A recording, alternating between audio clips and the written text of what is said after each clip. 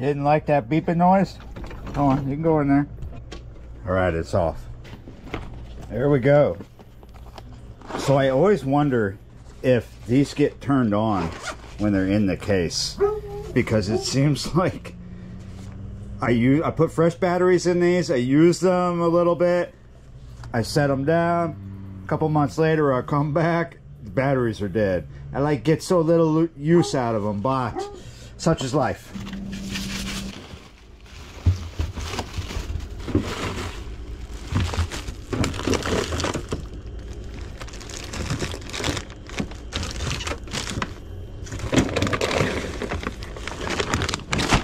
All right, panko breadcrumbs. This is a bit of a clear out.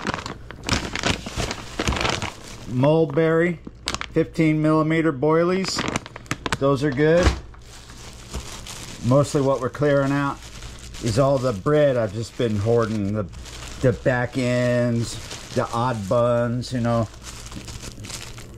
The 2 buns you left over with after you've eaten some kosher hot dogs. 8 buns per pack, 6 hot dogs per pack, so there's always 2 odd ones left out and then some butt ends, right? Always save these things. Even when they get hard, I keep them, because when I'm on a carp campaign, it's always nice to be able to do a clear out and show up with a bunch of bread. There we go.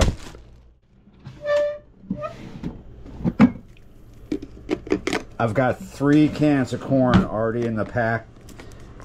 Let's bring 2 extra ones just in case. So yeah, welcome back to M Hood Fishing. That's what's up. I'm not sure what we're gonna get up to. I'm not sure actually what's up. I just know what's up. We're going carp fishing. Don't know where particularly. We're going. That's all I know. It's 2:43 in the morning, right? Yeah, you're right. Yeah, you're right. Yeah, you're right. 2:43. I've been up since 12:30. I had a wild tear of working yesterday, throughout the night and throughout the day. Got maybe 6.5 to 7 hours of sleep. I'm feeling really, really good. I'm hyped up on ginger coffee. I've had breakfast. I'm trying to throw things together, and I think it's going to be short-lived, because yesterday was 98. Today it's probably going to get up to 98, though they're saying 97 right now. I have a feeling that's going to tick up. It's already in the mid-80s outside. So yeah, let's just go see what we can find and what we can get done before I melt.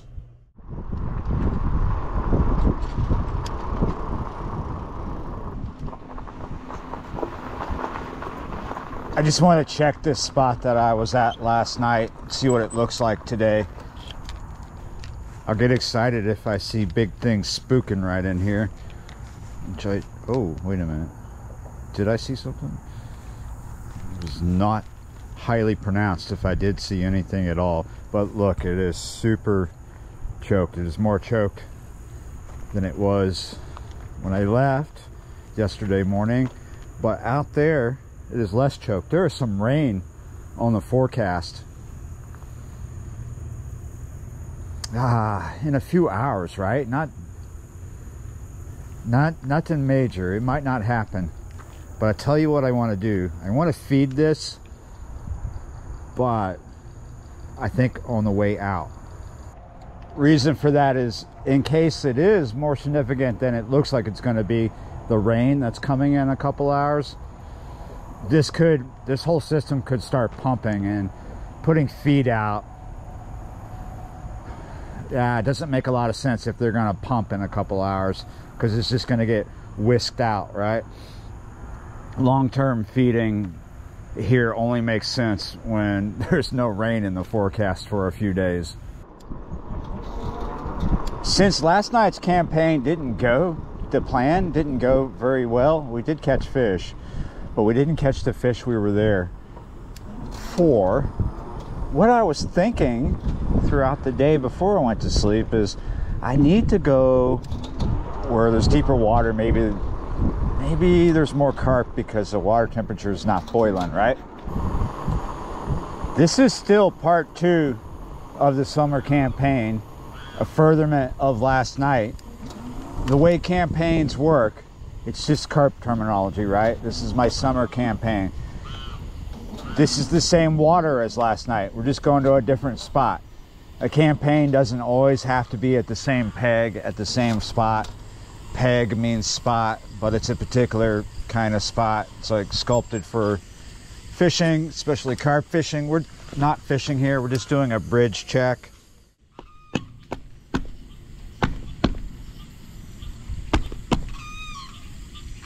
I'm not sure if this bridge check is working. You hear that? It's got kind of a hollow sound. Yeah, that's not what I meant by a bridge check. I'm just fooling around. So I'm sorry I don't have a lot of light at the moment. It's just a bridge check. It's not like some huge production. We're just stopping to see if this part of the canal, this part of the bayou is super choked. It is a bit choked, right? We have a ditch, right, coming in just ahead of here. We'll call it a tributary, but it's a ditch. But anyway, this area is choked. This area is a little deeper around this, not under the bridge, but out in front of the bridge, about 12 feet. It has a decent depth, so it could hold carp. This area, I caught carp a couple years back, maybe 3 now, in a cast net.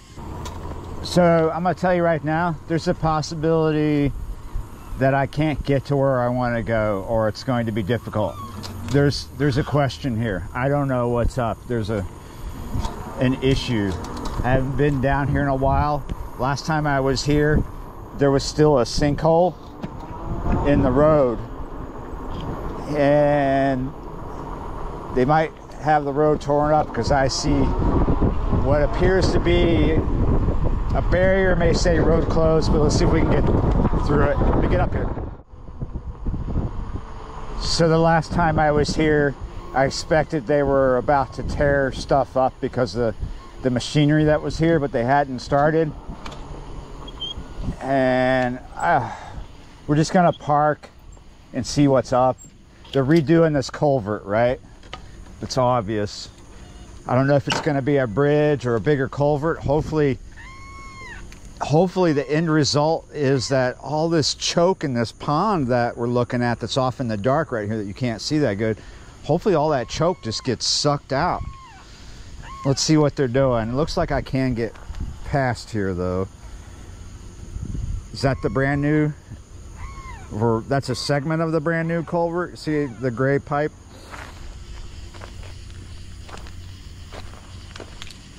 Yeah, they got the road closed, but you could still get around. Cool. But before we get around, let's look at this. See, they got their temporary dam right here in front of the new culverts to make life easier as they do this work. Right here is where I caught the carp in the cast net. And I see an alligator's eyes glowing, look like little golf balls glowing on the water out there. You can't see it, but yeah, it's glowing in my flashlight. All right, we can get on down the road. What we will find down there, that's another story to be told. Got to get down there to tell it too.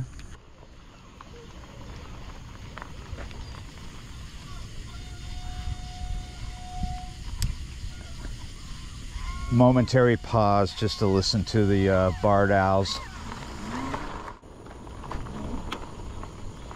Another momentary pause to film one of the easiest creatures to film if you're quiet, because they're about blind and deaf.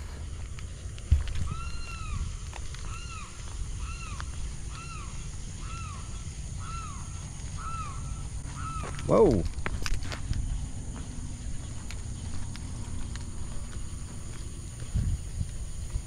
I thought he was galloping right towards me.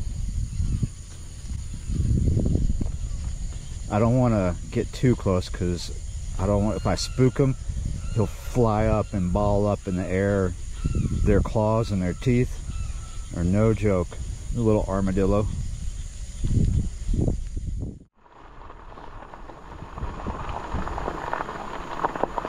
This is a good area close to the neighborhoods to see nature, right? But surprisingly, there's been reports of Black Panther sightings, like big black cat sightings down here. Take it as you will, maybe a grain of salt or whatever. Well, I've never seen them and I don't expect to see them. But people keep seeing them. This is basically the end of the road, right? There is a bridge, but it's a parish bridge.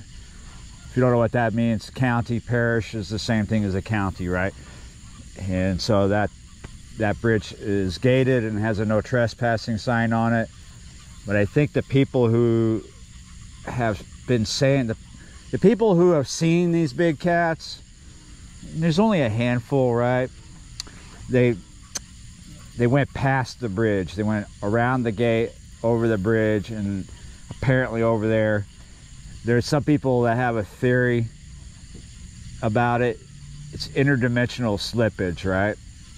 Because we're really close, like right across the bayou here is a base, a military base. And, you know, I've heard people say that, you know, oh, it's escaped experiments, or there's something going on the base that creates a thinning of the barrier between dimensions. Honestly, I just think it's a bunch of BS. I also think doing a session right here, whether it's dark or not, is going to be extremely difficult because of the snags.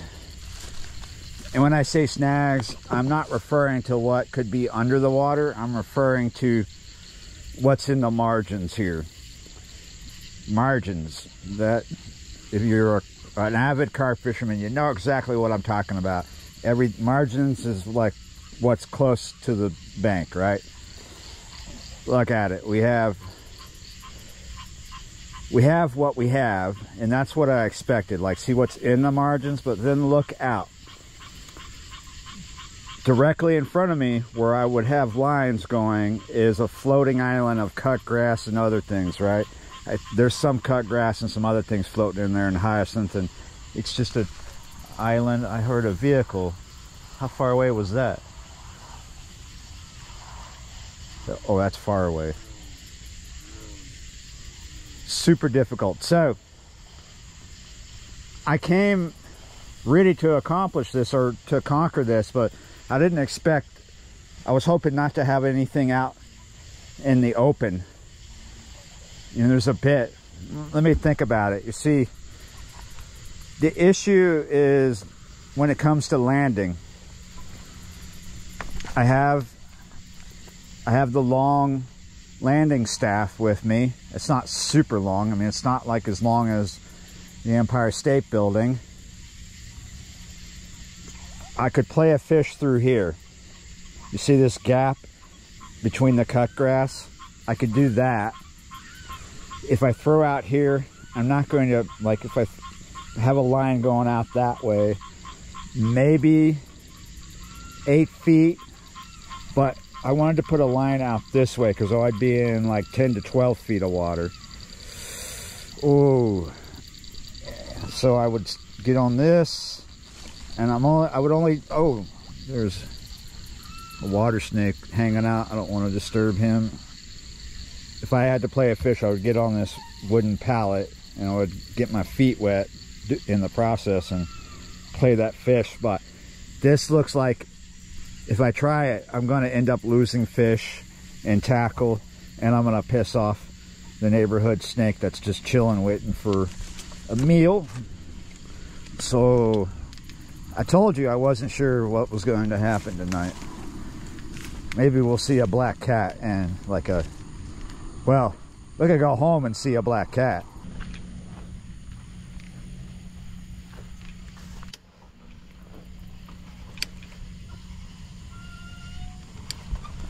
To make matters worse, my GoPro is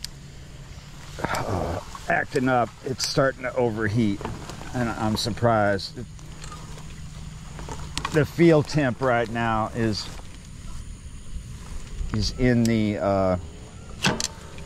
low 90s. It's in the 80s.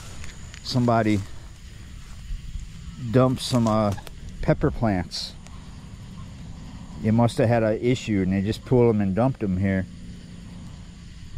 It's not been a good season for everything in the garden, just because it's been so wet and hot. Lots of bug and disease issues this year. Hey, are you sure you want to hitch a ride? Because I don't know if you really want your world to change that much. Why don't you jump off? There you go.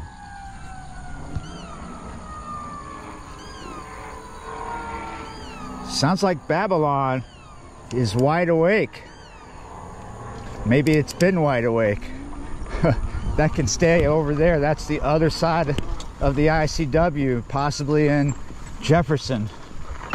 But hopefully it doesn't cross the canal and come down here. Sometimes you run into some unsavory characters here at the end of the road. Am I shooting a fishing video or a vlog? I was just cruising and I saw a gun. Not the gun you were expecting though, right?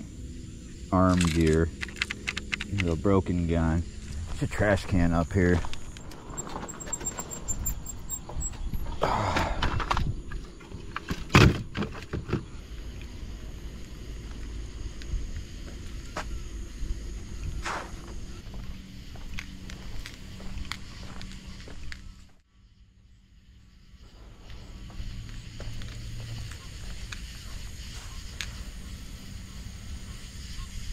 What is this for? They just put this here. It's kind of weird looking. Man. So I'm standing on the bank. Here's the portion of the bank that goes down to the water. You see all this grass right here? The bank ends right there. All that's floating on the water. It's like too much for me to deal with. I don't have like I said, I don't have a skyscraper length landing pole. Possibly could do this. We have a bit of a drop off. No, I can't do this. That's over. That's too extended. Maybe I got that little alligator's right in there, right there. Maybe he's 3-4 feet.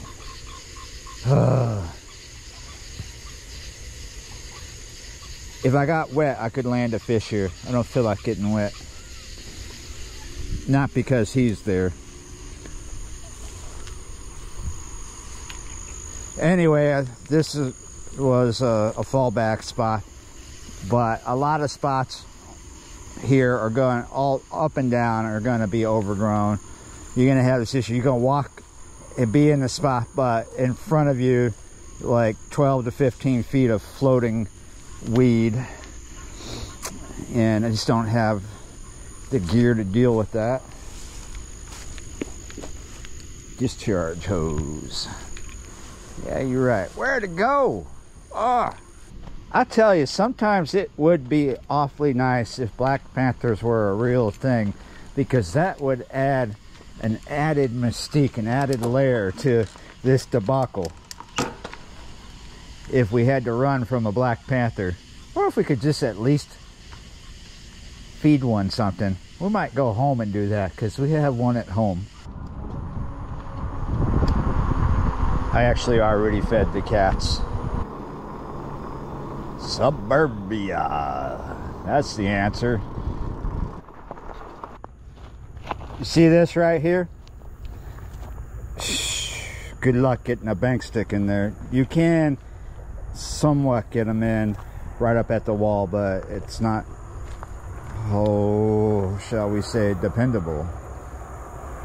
Yeah, just like every other spot I've been to, there are alligators here, but not close to me. And do you know what I'm thinking? I don't really like the look of this, but it's not that bad, but bad enough, right? But look out there.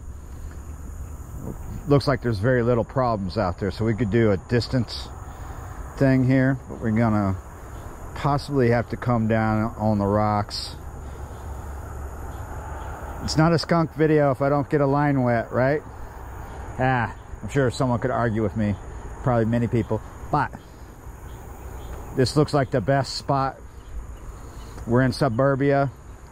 No black panthers have ever been sighted up here, and Flea has never been up here. I mentioned Flea because he was in that movie, the first one, right? He was in that movie, right? Seems like almost every movie like that he was in. Since I'm here, I'm gonna feed the spot.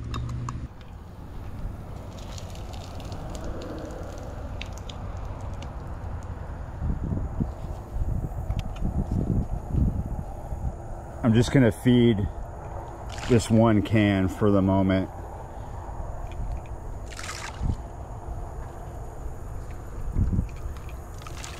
They may end up pumping later, they might not.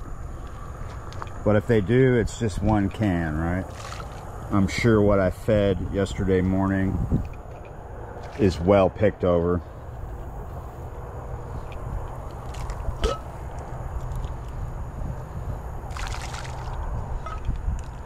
Okay, 3:52, almost 4. This is going to be a short one because I am not staying too far past sunrise. It is already steamy out here.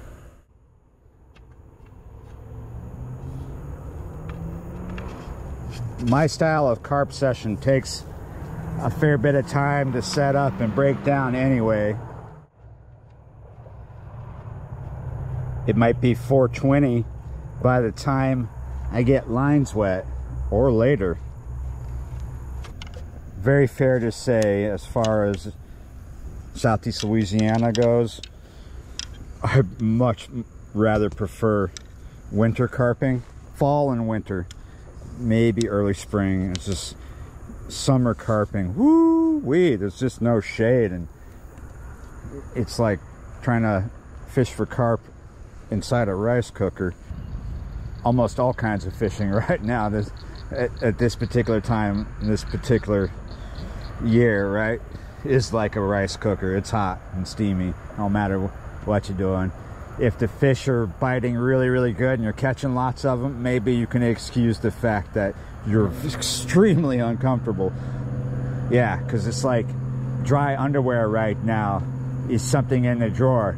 It's not dry 5 minutes later after putting it on. That's the reality. Sure, there are plenty of people right now down here within throw of a potato. They got dry underwear on and always have dry underwear on. That's because they're always in a climate controlled environment. But not us, right? We out here with the moist undies.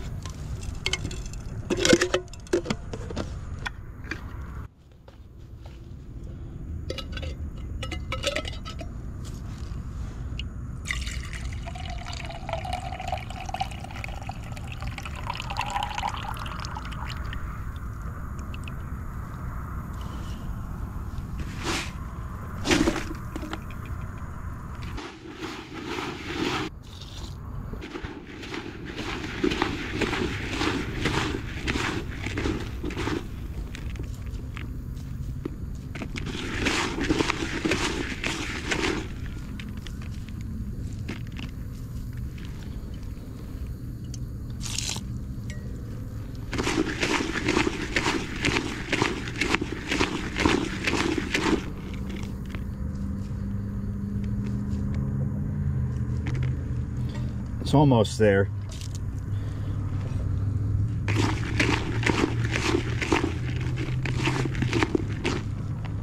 You want this to stick together like this and bounce it. See how it's coming apart? For the moment, that looks decent. So it's probably going to change as I let it sit here.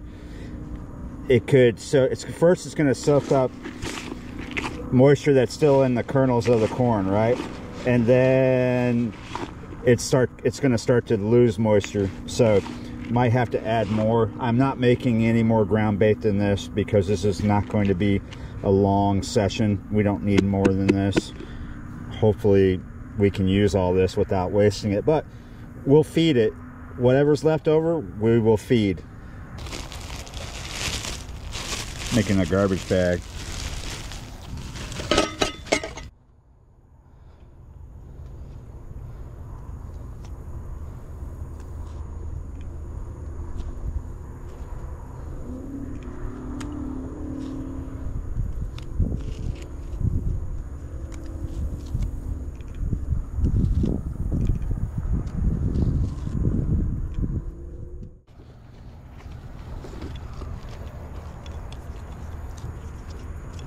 Most people might call this a slingshot.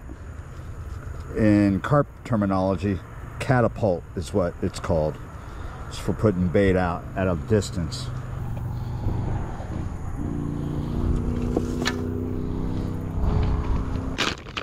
I'm going to fish one rod here at a distance and one closer in.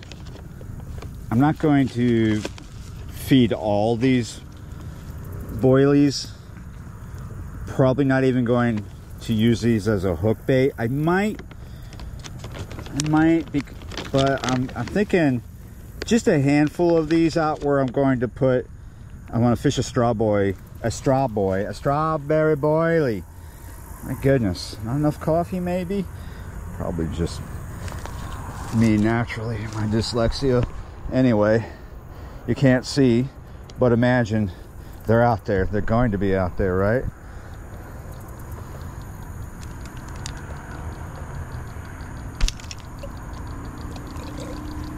They're out there. One more can. This corn I'm just going to broadcast right in front of me at about, not super close in because of all this choke, but maybe 10-15 feet out. We're gonna fish one out there at a distance where the mulberries are and one closer in, right?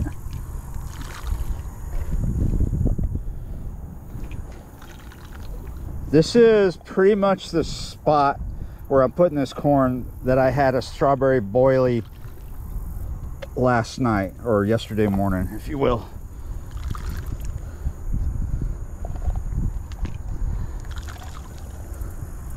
So I guess in the end, this is exactly the same campaign as yesterday, but slightly different, right? We're fishing deeper water. Out where the corn is going, maybe 5-6 feet, but out where the boilie is going to go, maybe 8 to 10 feet, maybe more like 8 feet. In this area, a little further down to the right of us, towards where you will find a Domino's, you can find 10-12 foot depths. There is a few holes, and it's not too shallow out in front of us. Would have liked to have fished it yesterday in yesterday's video, but it was way too choking. Possibly the wind has done us a favor while I was sleeping during the heat of the day. Actually, I couldn't sleep during the day. I just stayed awake drinking coffee, getting my work done. It was way too hot, and went to sleep at about 4 p.m. in the afternoon. Woke up at 12:30. Got right up on top of the coffee and the dogs and breakfast, and here we are all over again.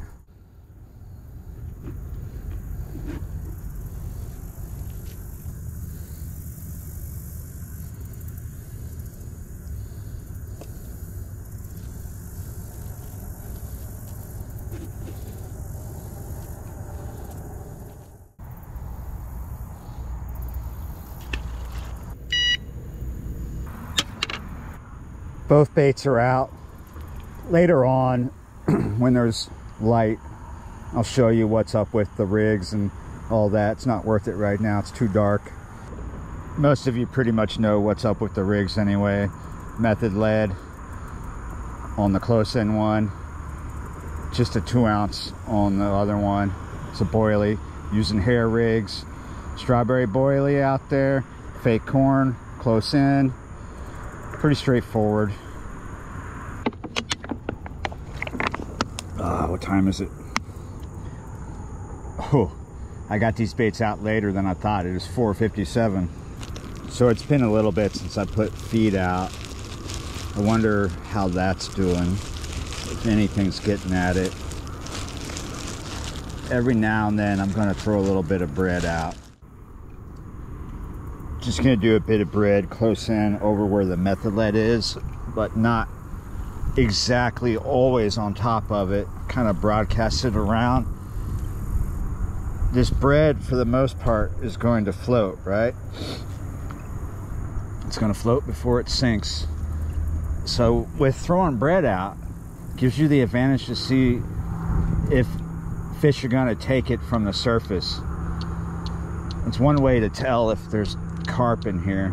When I was here yesterday, I didn't get any clear sign that there were fish except for a bite that could have possibly been a turtle pawing at a boilie. If we get a bite on this rod closest to me, if any kind of beep or anything, you may notice I'm not using my droppers tonight. I just don't feel like, this morning I should say, I don't feel like dealing with them.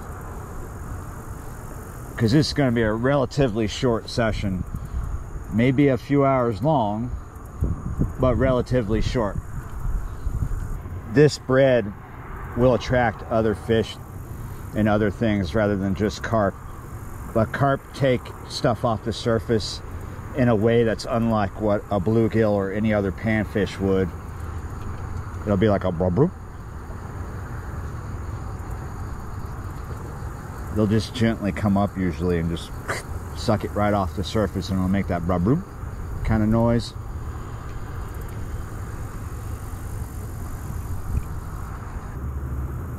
I just saw the rod closest to me do this, one of these numbers, not a bop bop bop up and down, but kind of a, it just waggled. It could be the breeze.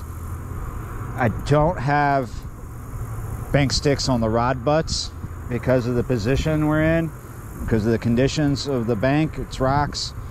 They're just sitting on rocks back there, but stable enough. Maybe they're not too stable, right? Because there's some weeds and stuff too. But it is something to, it is a good reason to turn the camera on. It's not been out there long. Could have been a line bite, could have been the breeze. Nothing's super stable. Like, it looks like my bank sticks are in dirt, but in fact, that's just washed up debris. It's not compacted dirt. Nothing super stable here. That's why I'm sitting facing the rods. I do not have the bait runners engaged. If I get a screaming run, I've got to be right here. If I'm going to walk away, I'm going to engage the bait runners because nothing's locked down. If something hits really hard and I'm not paying attention, the rod could just bolt because I don't have anything secured. I'm running by the seat of my pants here. There's like almost no way to secure anything unless I just want to do a loosey-goosey bait runner engagement here, but I kind of don't. This is my thinking. I'm keeping the reels locked. Like, I have a drag, right? So a fish can take drag. I'm pretty sure we should check that. It's definitely something I should do. So I'm gonna loosen my front drag. So now a fish can take drag. We'll tighten it just a hair or two. And we'll go ahead and then over here we'll do the same thing. Check that. That's a little tight. We'll back it down a little bit.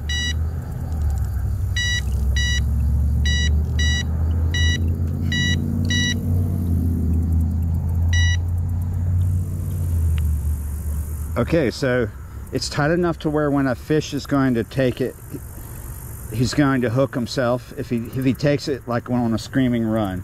Otherwise, I'm going to hear a beep and I'm going to reach over and I'm going to boom, slam it up, and we're all good. But if he takes it before I can reach, he could take the rod. So I need to stay here. and watch. Be very attentive. As I've sat here, which has not been horribly long, things have progressively changed. At first, there was almost no breeze. And that's kind of a double-edged sword. Somewhat positive, extremely negative, right? When there's no breeze, when the night is as warm as it has been, it's uncomfortable. But the positive thing about that is the weed's not moving. And now there is a breeze and it's coming up. As we come into the day, we're going to come up from almost nothing earlier to about 9 miles per hour. I think it's out of the northwest. So what it's doing is it's pushing weed along here. And where I have the boilie, weed is getting compacted. Where I have the fake corn, weed is getting compacted. Could be a major issue as we go on through the morning. I might move the boilie more directly right straight in front of where you're looking right here, because it's clean looking. Things are changing, so it's actually quite pleasant though. This breeze is wonderful. I'm enjoying it, but I'm looking at a horrible situation out in front of me because of the breeze. I just got to stop caring and not give a damn about it, because yeah, I don't want it to stop blowing. It's nice. 5:39 and I'm checking the weather. It's 82 degrees, feels like 90. That's what this app is saying. Humidity is 83%. Precipitation 0. But the air quality is good and the wind speed is 5 miles per hour. Feels a little better than 5 here on the water. We're starting to pre-dawn. I see people walking around up on the bridge there. Haven't really seen anything except for a little movement on the rod closest to me, but I don't think it was fish related. We're under a heat advisory. Of course we are. It's going to be a hot one again today.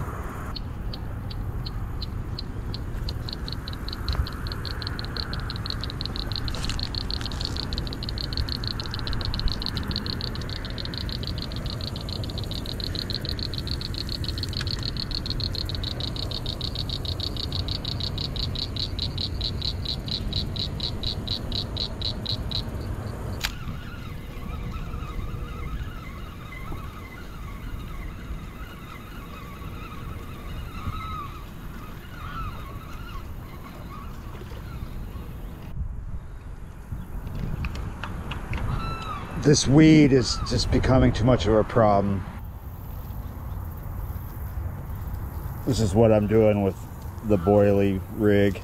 I'm just wrapping a bit of the ground bait around the lead.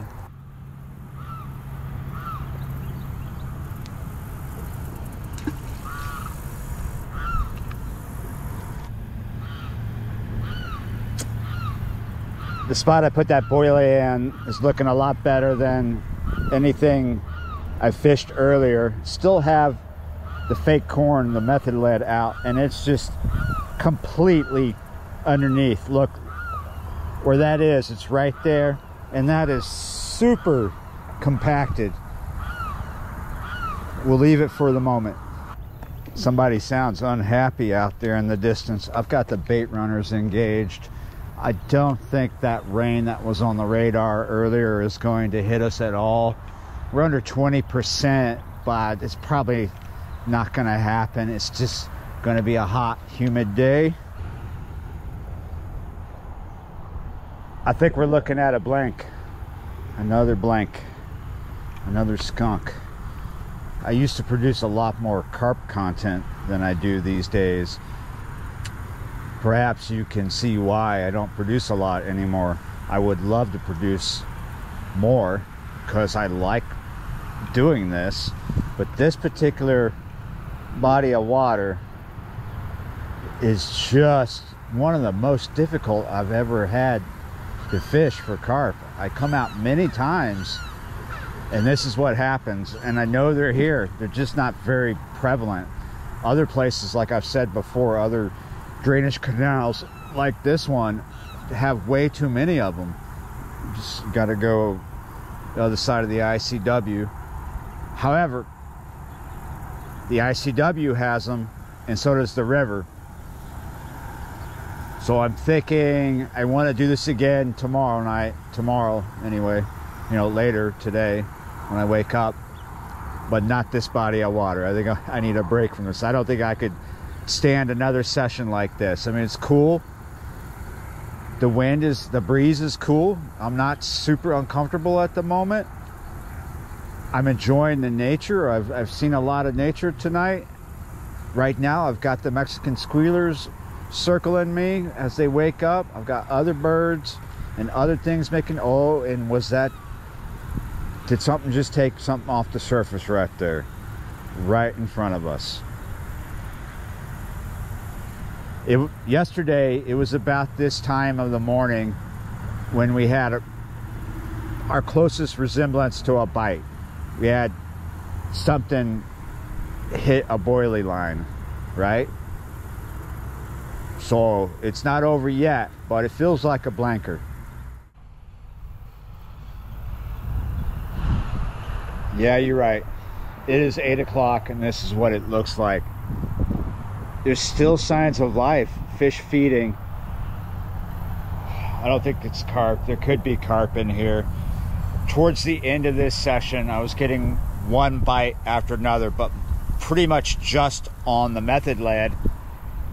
And I'm 100% sure it was just turtles pawing at it. There's been so many turtles feeding in here. I've seen spotted gar taking bread off the surface, turtles taking bread off the surface. Numerous other things going on too. Little fish taking bread. Could have been little fish pecking at the, not carp, but little panfish pecking at the method lead. I don't think I could take another session like this. I'm gonna go look for carp somewhere else. Every time down here on this public stretch, oh, it's always a blanker. I'm gonna go to another part of this eventually where it's like there's nobody. But yeah, different water later on. Anyway, I hope you enjoyed another blanker. Well, last night wasn't, it was a blanker for carp, but other fish were caught, and there's absolutely nothing in this. Yeah, absolutely nothing. I know there's carp in here. I'm 100% sure there's carp in here, but why? Just on this stretch, why is the fishing so horrible? It's got to have something to do with the pumping stations. We're between two major ones, and then we got this one. Carp just don't hang out here thick. All the other drainage canals in this huge area have way too many carp. It is so easy to catch carp at other places, but not here. This is a very challenging water. Now you know why you don't see a lot of carp content from me here in this town. Because you'd get a lot of blankers. You'd get a lot of skunks, because that's what's up with this water. I wish it wasn't so, but yeah, you're right. Thanks for watching anyway, and I will see you next time.